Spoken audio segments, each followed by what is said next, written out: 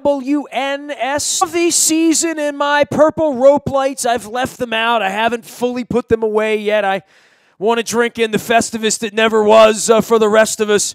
We harken back to some Baltimore sports history. This guy reached to me when the Ravens were still in, and I said, you know what, let's see what's going on here and how we're feeling about Joe Namath wagging the finger and the Knicks and the Mets and the Orioles and the 50th anniversary of some hard times for my dad. Most of my childhood. Now, I was born in 1968.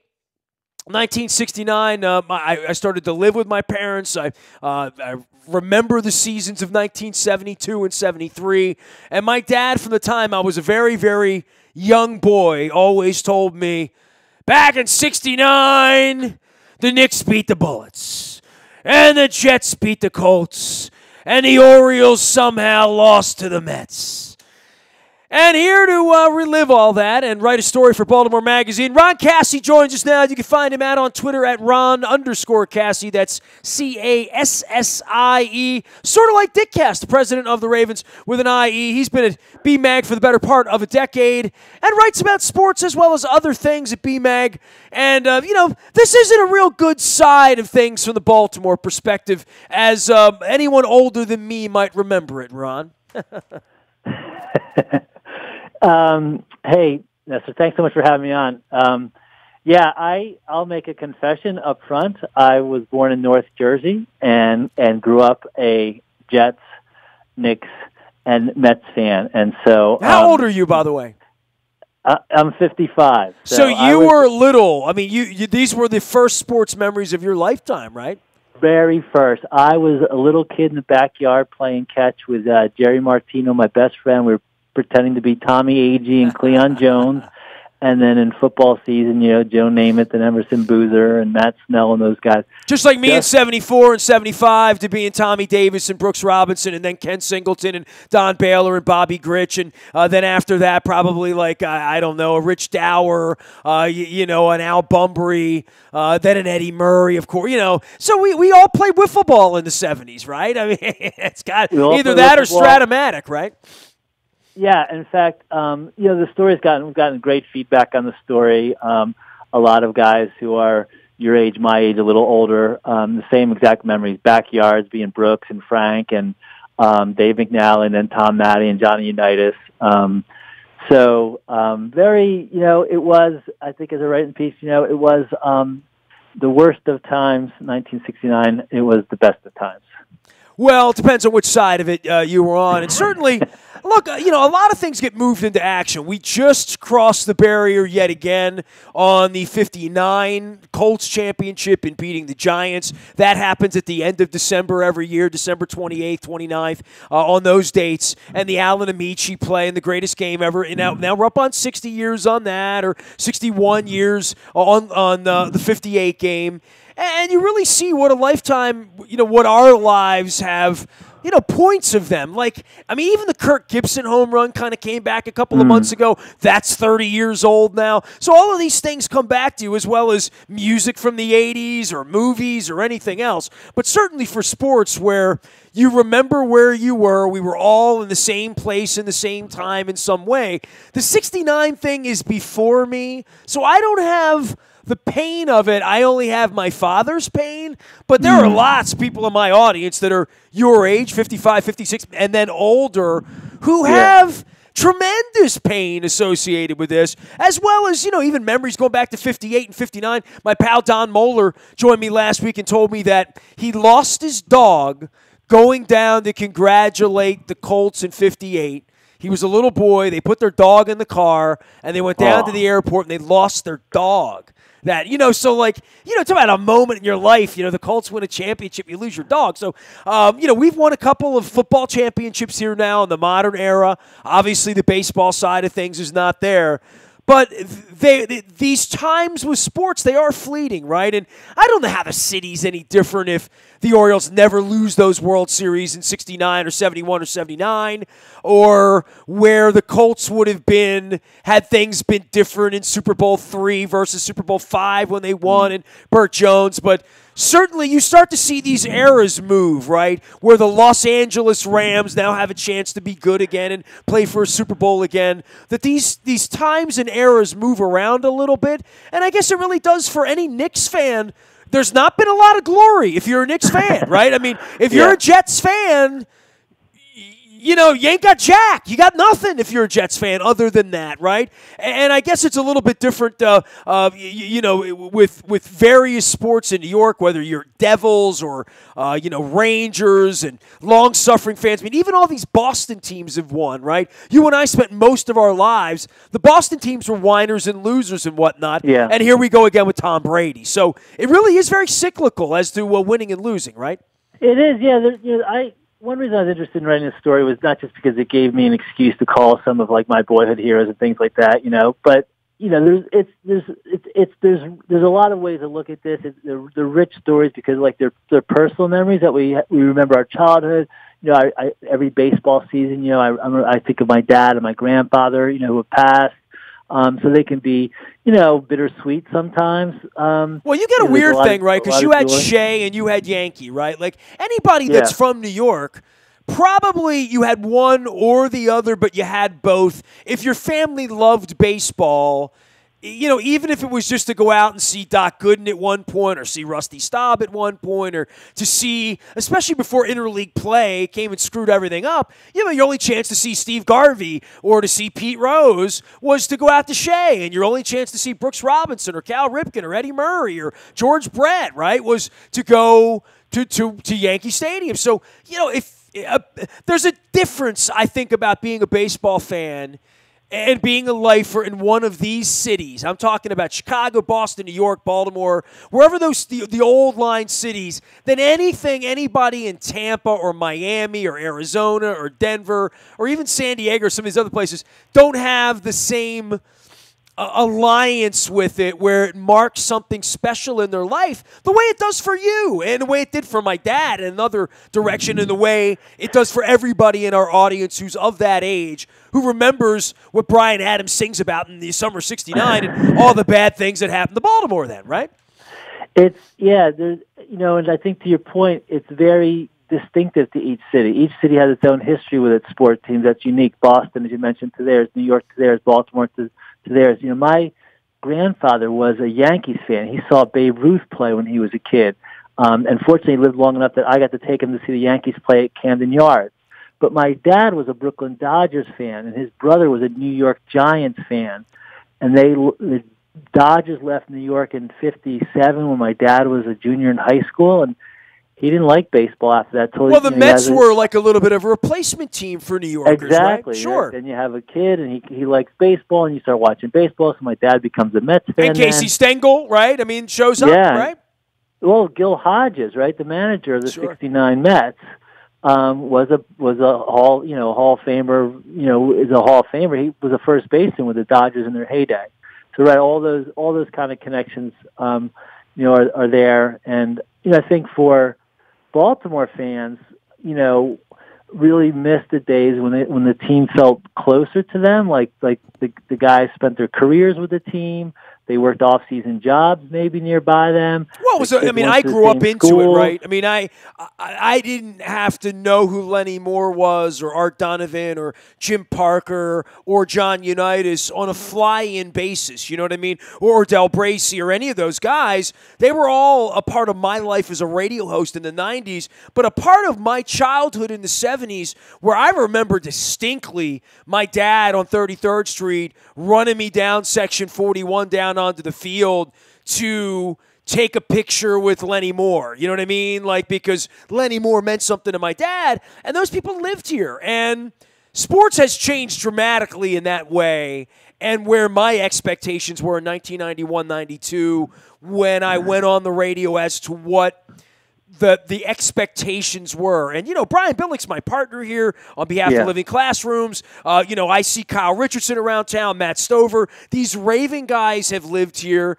in the same way that I know you began your story at BMAG writing about Boog Powell and Brooks Robinson and Mark Belanger and Terry Crowley. And, Ken Singleton still lives here. I mean, a lot of these guys laid down their lives here. Tippy Martinez, these guys are still here, And I really... appreciate, that the Jim Palmers and Boog Powell and Tom Matties answer their cell phone when you give them a call and rehash what are not necessarily maybe their fondest memories in 1969, right? But they know, well, as you know, with athletes, the games they lose often stick with them as long or more longer than the games they win. But they'll talk about it with you for a half hour because they know people, the community are interested in those years and those stories and those teams, which were, despite losing the World Series and the Super Bowl, were some of the greatest teams ever in both sports. I mean, one of the, I think what folks forget is that the Colts, Orioles, and Bullets all posted the best regular season records in their sports that year. That's never happened before or since in a city, right? Where the three major sports teams in one place all post the best regular season records, and by a long shot, Well, we almost, the Boston-LA thing last year with the World Series and the Red Sox being a runaway. The Red Sox, the city of Boston with the Red Sox and the Patriots, and either the Bruins or the Celtics, have had really good teams. I mean, you go back to the Penguins and the Steelers and the Pirates, not the Penguins in the 70s, but those teams, city of champions, and, all the Indians and LeBron were sort of neck and neck a couple of years ago at the same time. So, there is a little bit of, I think, civic competition that when the Patriots are doing well, the Red Sox need to do well. When the Yankees are doing well, the Mets need to do well. All of that goes on in all of these cities because they all needed to be, in our era, above the fold, right? Yeah, and literally sometimes, like at Shea or Memorial Stadium, they're going to the same workplace, these guys, right? They're all playing at the same ballpark. I think what you mentioned earlier, too, is I don't know if it changes a city on the ground, if the economic numbers are different or employment numbers or changes the housing conditions. But it's certainly when teams are doing well and you're going through these golden years, it does bring a lot of, certainly, I think, joy and community, to living every day. People, are looking forward to seeing the next game, talking about it, going to the stadium. It does, I think, help bring a city together in a sense that's unique, as civic institutions. Well, it's fascinating from Baltimore's perspective. I was born in 68, so you wrote about the summer of 69, and you called it the season of suck. It's out at Baltimore Magazine. Ron Cassie is our guest. You can find him at Ron_Cassie. That's Cassie. He's out on Twitter and also at BaltimoreMagazine.com. The story is up. And, you mentioned Tom Matty and a bunch of other people.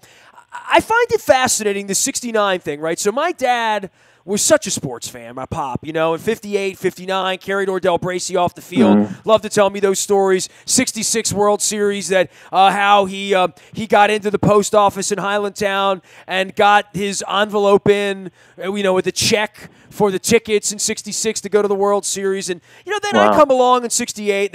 My dad lost his son in 1969, and I was adopted. And losing those three championships, from a sports standpoint, if you take that story forward, right, what the Orioles became. Well, the Orioles come back next year. There's Brooks. Boog's an MVP. They win. They beat the Reds. They lose in 71. Clemente. And by the way, Ron, you can't see it, but everybody on my Facebook Live, I'm wearing my Clemente 21 hat because I knew I was going to be talking old school with you. So when I want to get old school and I want to look, I see myself on the Facebook Live. When you're wearing a 21 hat, there's just something that feels very 1971 about that. And then you play it forward, though, right?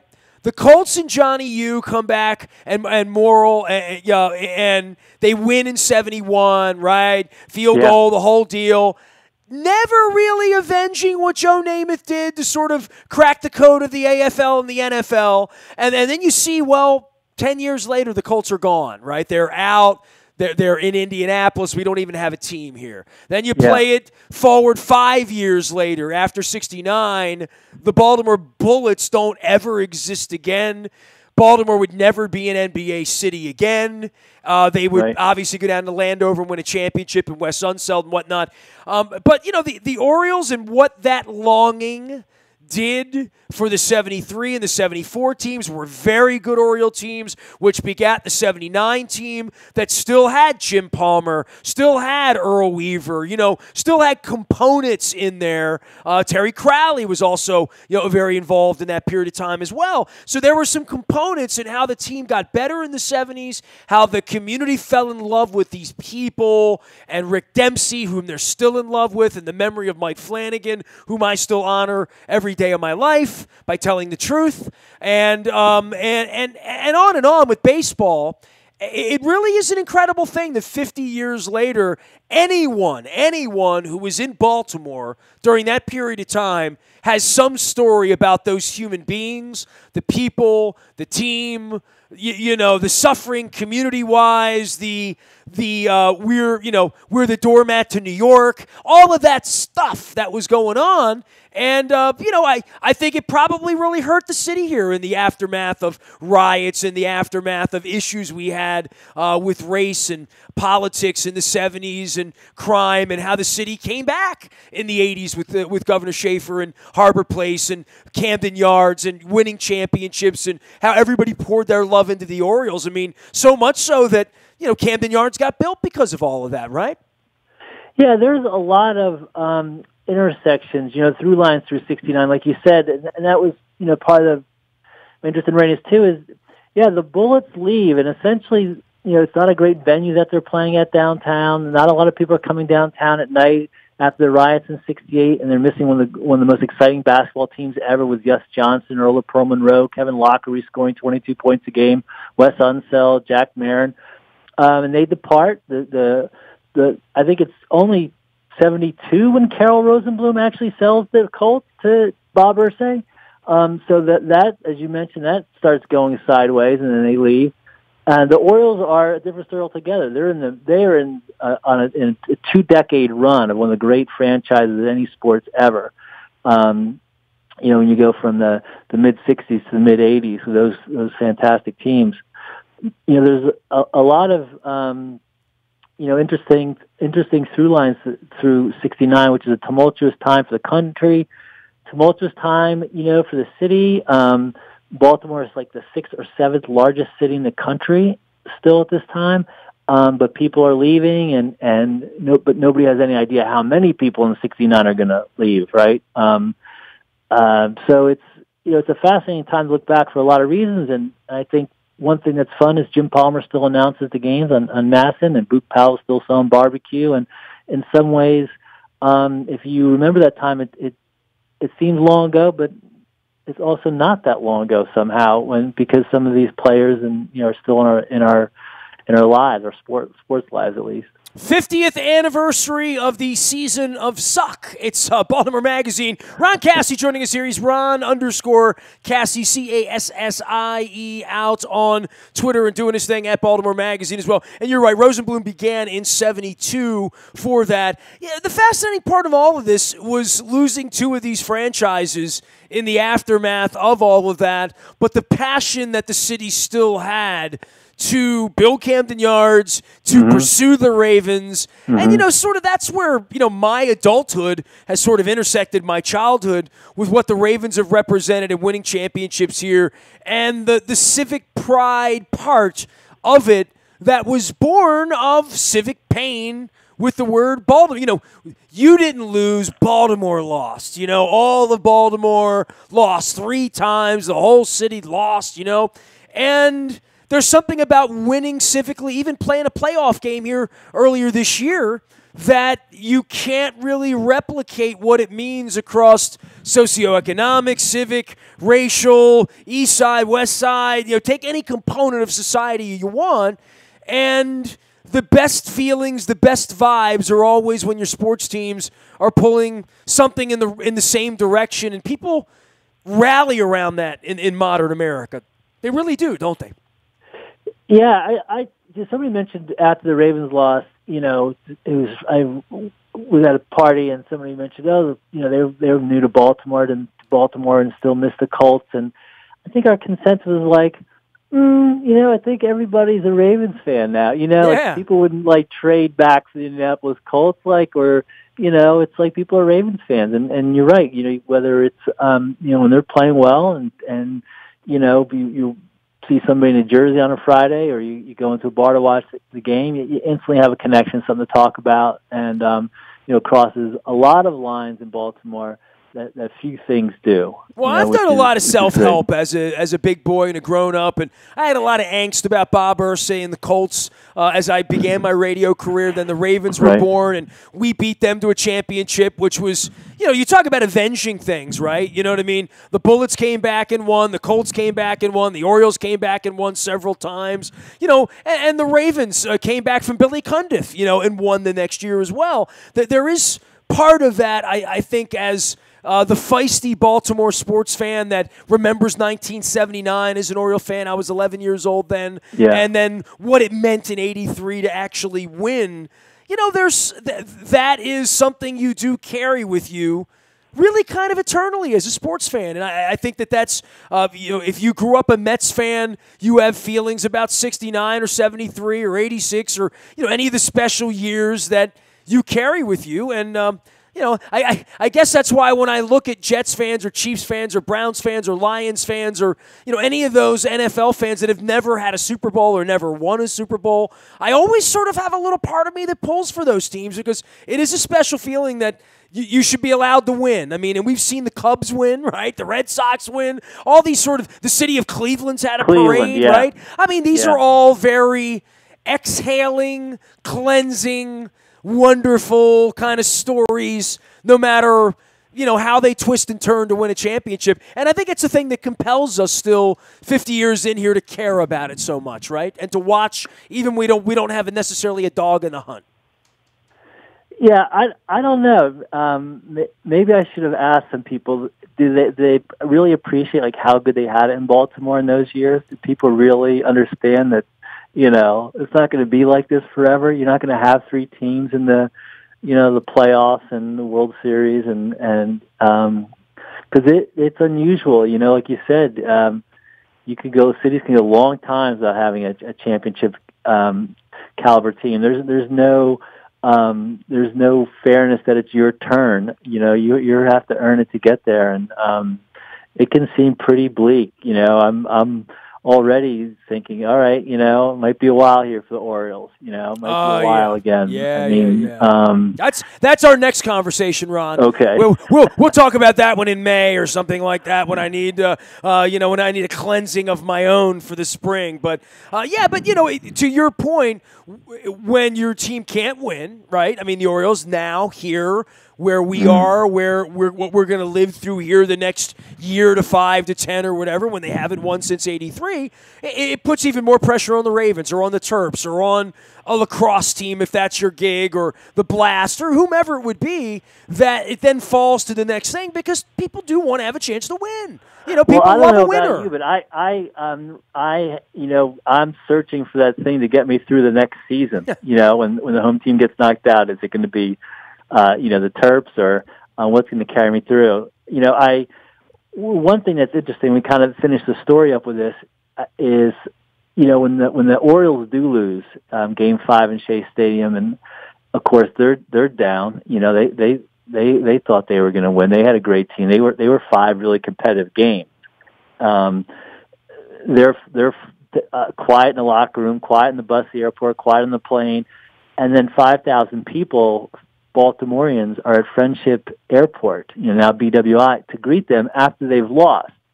After the third team in the city has lost for the third time to a team from New York, 5,000 fans are there to greet them, and it was unexpected. There was no cell phones that was alerting them. And Boog Powell said the players, and there's some reporting from the time the Sun did, where all went over the fence to greet him, and Boog said there wasn't a dry eye on the team, and, it meant so much to them. And, so I think, even when people do lose, if you feel like these are your guys, they're fighting hard, they're your team, that's ultimately what you want to see, right? You ultimately want to see your team play hard, play well. If it doesn't come out, the way you want it to, sometimes that's okay, right? And sometimes you're Joe Flacco and you win a Super Bowl, and 7 years later you just You get traded off for draft picks in the spring. So I mean, there's a time span for all of this, right? For the shelf life of heroes, right? Yeah, nothing lasts forever. I mean, the older you get, you realize that more and more. Sure. That things don't last forever, and take the pleasure you can out of a good ball game that your team wins, right? A good week, a winning streak. Well, we thought Ray Lewis was going to dance out of that tunnel forever. We thought Cal Ripken was going to be penciled in number 3 in the order and at shortstop forever. We go through all of those sort of iconic things, but we are a city that's lucky enough to have those kinds of stories. A lot of cities don't have those kinds of stories. Yeah, well, you named a few unusual ones there. I think Baltimore has been lucky. With some of the players who stayed around a long time. And there's a lot of players who come for short periods of time. They're wonderful. You wish were here longer. I think one of the big differences, and when you talk about the 1969, those teams, of course, is that it didn't feel like a bunch of mercenaries. That you were signing free agents, you're cobbling together a team. Maybe as soon as somebody is ready for a big contract, they're out of town. I think for sports fans, nobody wants to begrudge the ball players maybe making money, but the downside is that feeling of having teams together for years and years, and the core and nucleus is. I mean, the Orioles just went. Are you saying Manny Machado's not going to live in Timonium when this is all over with? Is that what you're saying? I don't. Where is he going to live? The main line in Philadelphia, Connecticut, the Yankees. I don't know, but not in the 410. That's all, or the 443. We lost Mike Messina how long ago? I'm ready to talk Messina Hall of Fame all next week here. So don't give away my state secrets around here. Okay. Ron Cassie is here from Baltimore Magazine. He's Ron_Cassie. That's Cassie. Has written a cool piece on the history of Baltimore, which I love, and I feel like I am a student of the game and know a lot about the summer of '69 and the spring of '69 and the fall of '69. The season of suck 50 years ago. The Colts, the Orioles, the Bullets all fell to upstarts from New York, including massive underdogs, 19-point favorites, the whole deal. Ron, a pleasure to visit with you. Let's do it more often. Stop in here when the second season of Baseball Suck begins right around March 28th up at Yankee Stadium, okay? Yeah, that sounds great. Thanks so much for having me on. Ron Cassie from Baltimore Magazine. Been there a decade. You can find him out on Twitter as well as at BaltimoreMagazine.com. You can find me out in the buyatoyota.com audio vault 24 hours a day from anywhere in the world on your mobile device by downloading the TuneIn radio app. We do come in crystal clear from anywhere in the world on your mobile device. Just tune in, fall out, download, podcast. It is the buyatoyota.com audio vault. Morning newspaper ships digitally to your email inbox at 7 a.m. each and every morning. Love when I'm at it like Michael's Cafe and a dude comes up and says, I get the paper every morning to my email, start my day with it. I'm like, cool. Brought to you by Planet Fitness and PlanetFitness.com, where it was $1 down earlier this month. I mean, get over that. But it's always $5 down, $10 a month to be in the best shape of your life. Go to PlanetFitness.com and learn about all that they're doing, as well as Planet of Triumphs. And don't forget the Maryland Jockey Club and our friends at Laurel Park Racing. This week, they had a little snow issue over the weekend on Sunday. Back to normal here. Let's keep the snowflakes off for all of my horse racing friends, as well as my golfing buddies, as well as anybody who's a crazy driver. 695, please, drive safely. Laurel Park, indoors, beautiful, refurbished, remodeled, renovated, lovely. Get down to Laurel Park, check out what all the hullabaloo is about. When you get down there, you're going to say, hey, Ness told me it's going to be pretty nice. It's pretty nice. Yeah, I like it. Get to Laurel Park. We've got Triple Crown Series coming up soon, and I will be delving into some horse racing as well. Last but never least, any breaking news happens first on the WNST Tech Service. That's all brought to you by Coons Ford of Security Boulevard. And Dennis Colatzos will be here each and every Thursday from 3 until 5, getting you ready for next football season, of course. In the offseason, he and I chat twice a week. He hosts 3 until 5 here every Thursday. It is called the SSV on WNST, the Sunday Sports Voice. Now heard on Thursdays and rebroadcast on Sundays. And you can follow him out on Twitter. And, of course, they sponsor our WNST Tech Service for breaking news. I am Nestor, Facebook, Twitter, LinkedIn, Snapchat, Instagram, streaming live on our Facebook as well as our YouTube WNSTV channel. We are WNST.net, AM 1570 in WNST Cassie of Baltimore, and we never stop talking Baltimore sports.